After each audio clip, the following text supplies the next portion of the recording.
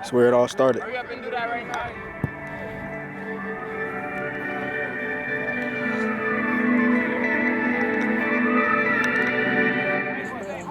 All right, y'all, man. What's good, man? It's your boy.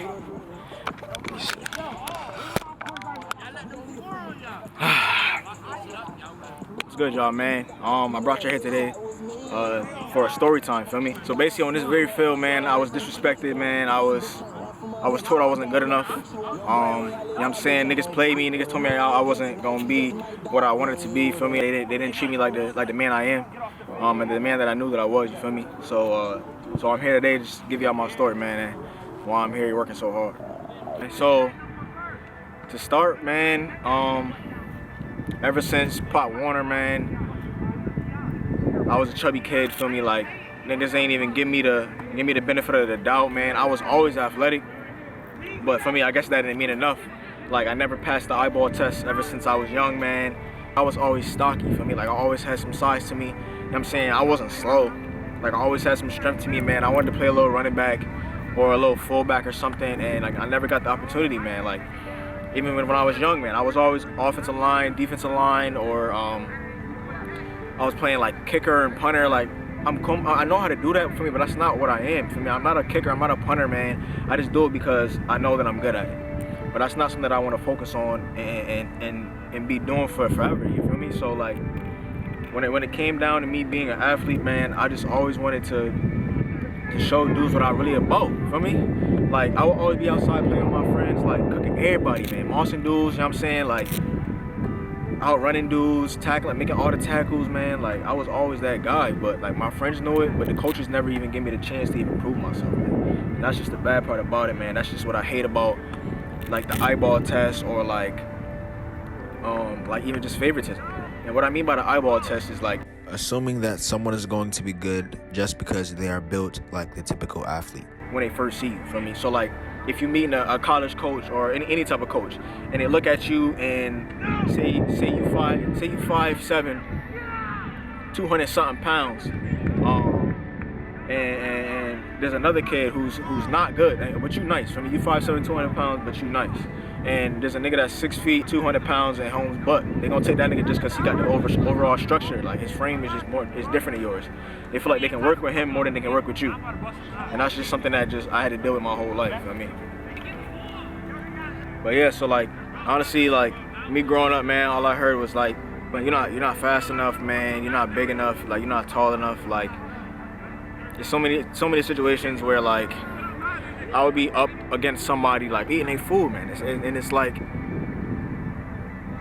why disrespect me? You know somebody how somebody else play to coach that kid, so you know what he's about.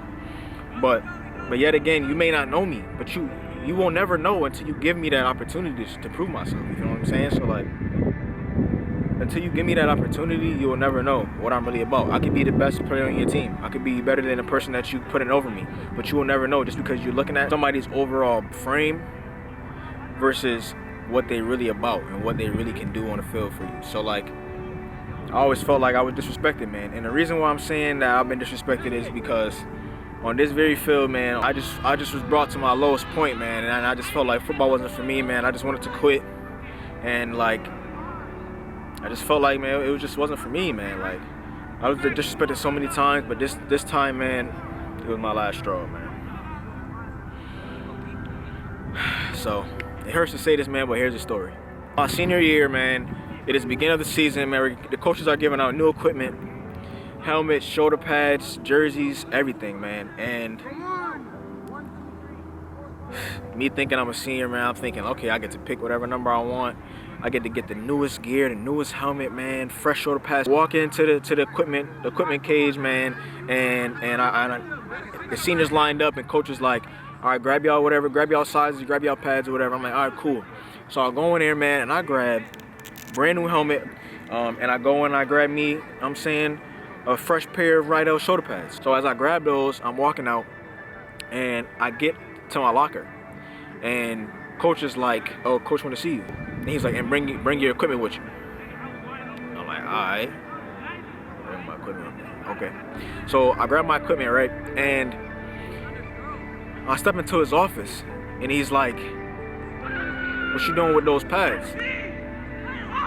I'm like, what you mean? Y'all told us to grab uniform. Y'all told us to grab new pads or whatever. So maybe he playing with me. All right. So I'm like, all right, yeah. So I'm like, yeah. I just grabbed some new pads for me. Like, I saw a fresh pair. So I was like, let me just grab me a fresh pair for me. He was like, well, here's the thing for me. We're gonna need those pads back, and we got those pads for main athletes. He was like, I need them for my skill players. So at that time, I'm listed as a running back and a linebacker and a kicker. But I'm not really playing those positions, which is a problem. So now that I'm at that position, because I worked so hard to get there, you know what I'm saying, I ended up losing like 20 pounds in one summer, and I grew like 4 inches. So I was like, at this point, I was like 5'8", maybe 180 or 190 my senior year. So I'm like, I'm in good shape, man. I bust my ass, put in all this work all summer, and I'm ready to put in that work. This year I'm gonna get my respect. So he says, I'm gonna need those pads back. Coach got some other pads for you in the back. I'm like, all right. I don't see the difference. I already got pads right here. When I tell you, when I went in that locker room to get the other pads that he had for me, bro, those was the oldest shoulder pads. Probably worse than the shoulder pads that I've had from the season prior.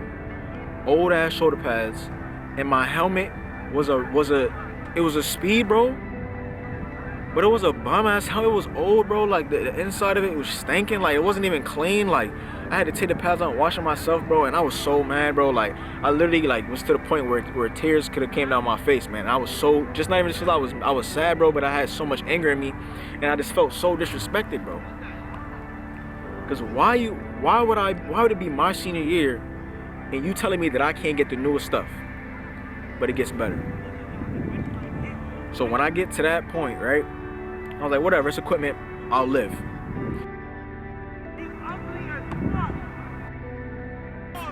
I had the number 45 for 2 years straight. And this is gonna be my senior year, and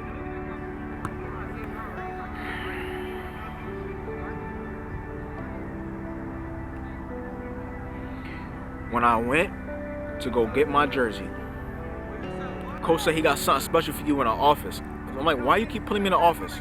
What's so special about me being in the office? So he brought me to the office, and he pulled up a number 42 jersey. Why you gave me 42 if I wore 45 and you know that's my number? I always been a person that cares about the number because the number it means something to you, feel me? Like it's a sentimental reason to it.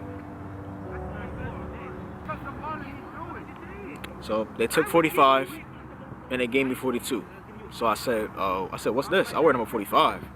He said, yeah, I know, but coach said that he wanted to give you 42 this year. I'm like, why everybody else get to pick their number, but I can't? And it's my senior, it's my last year at this school, and I can't pick my jersey. He didn't even give me a response. He just like, hey man, that's what coach said he wants to give you. I'm like, bet. So I'm hurt. I'm so mad, bro. I'm just to the point where I'm just done.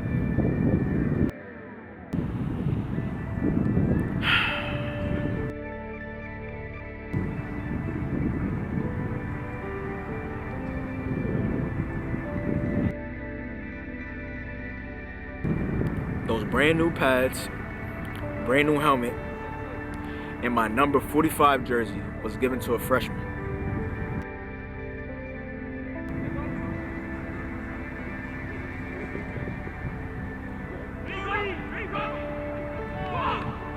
A freshman that hadn't proven himself yet. No disrespect, that's my boy. I knew him personally. But whether he was good or not, the respect, the morals, in my senior year, morals, man. He's a freshman, bro. He has 3 more years after I leave. And you thought it was that important to give him my number, and to give him my brand new pads, brand new shoulder pads and helmet? Just because that's the number that he been wearing in the Little League or whatever? Are you serious? He didn't ask me. He didn't even ask me out of respect. He just took it like I was some type of hoe or something. Like he just hold me. He literally hold me. So I was like, you know what, bro? Take this dumbass jersey, man, and get out my face, nigga. Y'all niggas not about to disrespect me like I'm some bitch, nigga. I'm not no hoe, nigga. I do this. Like, I'm really that nigga, bro. Y'all niggas will never know that. Y'all niggas will never know that, cause y'all niggas never want to give anybody the opportunity, cause y'all got y'all favorites or whatever, nigga. Like, don't disrespect me, cause I'm not a bum, my nigga. I put in work every single day. I never miss practice. I'm always on time. I put in extra work before and after practice. On the weekends, bro, I'm at everything, bro. I don't miss nothing, cause I'm dedicated to the game. But that doesn't mean anything, because niggas still want to disrespect me like I'm some bum or something. So I was like, you know what, man, I quit, man. I'm not doing this, man. I don't want to play. Niggas not about to disrespect me like I'm trash or something. So y'all can keep the jersey, man. Y'all can keep the pads, man. I'm over it. So at that point, man, I was done, man. I went to my locker, grabbed my stuff, and my teammates, man, they was like, bro, you're not going nowhere, man. You can't leave us, man. We your brothers, man. No matter what jersey you wear, no matter what pads you got, man, like, you still our brother or whatever. And they was telling me to stick around, man. And one of my brothers that really looked out for me, man, was Isaiah Colbert, man. He was the main one that told me, like, honestly, bro, you know that the coach be on some bull, man. We about to win a chip this year. You know you gotta stick around, man. We your brothers, man. We gonna be supporting you, man.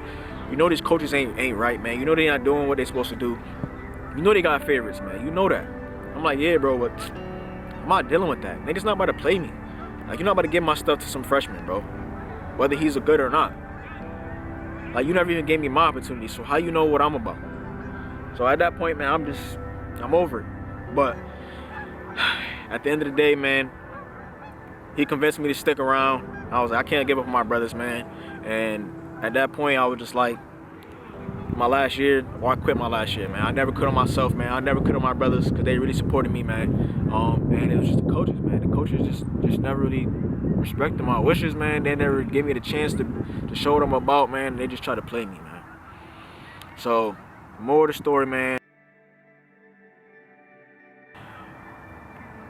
I ended up being a special team star, man. I just was on kick return, kickoff, going flying down, making tackles, man. And that was pretty much it, man. I got a linebacker a few plays. That was it. But it didn't feel right, because I didn't have my number, man. I just felt disrespected, man. I felt like this season was just a hoax, man. It just didn't mean as much to me as I knew it would have if I was respected from the beginning, man. So at that point, like I said, I was over it, but I stuck around, man. And at the end of the day, we ended up winning the championship that year. I was one of the best special teams players we had on kickoff. I think I was maybe like second in tackles, and that was pretty much it, man. But from that point, man, I just been dedicated to the game. I just been like ready to prove everybody wrong, man. Like letting them know that I'm that dog, man. That I'm that nigga, and I've been that nigga from day one, man. Cause I put in more work than a lot of people know. And a lot of these boys that's out here with these whatever, they big and tall, man. A lot of these niggas that be big and tall be ass. Niggas be in shape, but niggas be butt at football. Like there's a difference between you being in shape but you being an athlete. That don't mean nothing, bro. And I've been an athlete forever, and I'm always gonna be an athlete. So, man, at that point, man, I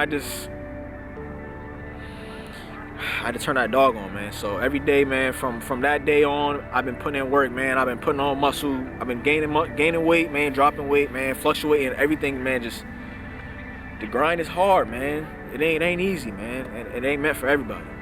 So it's been taking me a while to get to where I want to be at, man. But I ain't never give up. I always been at it, man. I've been in the gym, man. I be working. I be running. I be trying to eat better, man. I be doing everything I need to do because I know what it's gonna take. And if I have to pass the eyeball test, if that's the only way, then I got to put in the work for it, man. So at the end of the day,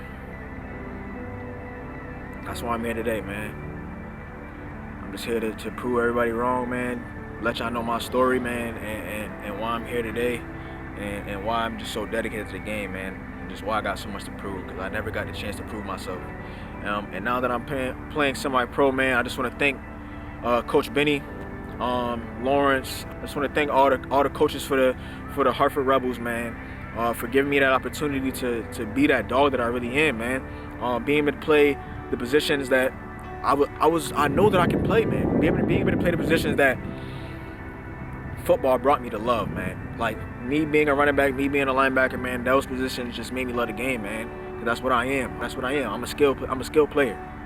So I just want to thank them, man, for giving me the opportunity to be the dog I am today. And we just getting started, man. I'm just ready for the season to start back up so we can go out and win a championship, man. So like I said, man, I just want to thank them, man, from the bottom of my heart for giving me that opportunity, man. And I will never let them down, never let my brothers down, man. And we gonna come back, man. The Hartford Rebels gonna make it back. We gonna win this chip, man.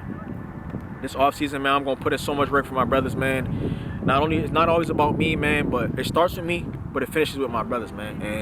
And they drive me every day, man, to just be great, to just want to be better for them, for the city of Hartford, just for my team, man, my family, man. I didn't know a lot of them, bro, but once the season started, man, them niggas ended up becoming my brothers, man, my real brothers. Like, ride or die, man. I do anything for them niggas, man. Those really my boys.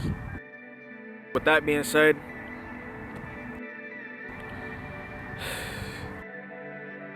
that's my story, man.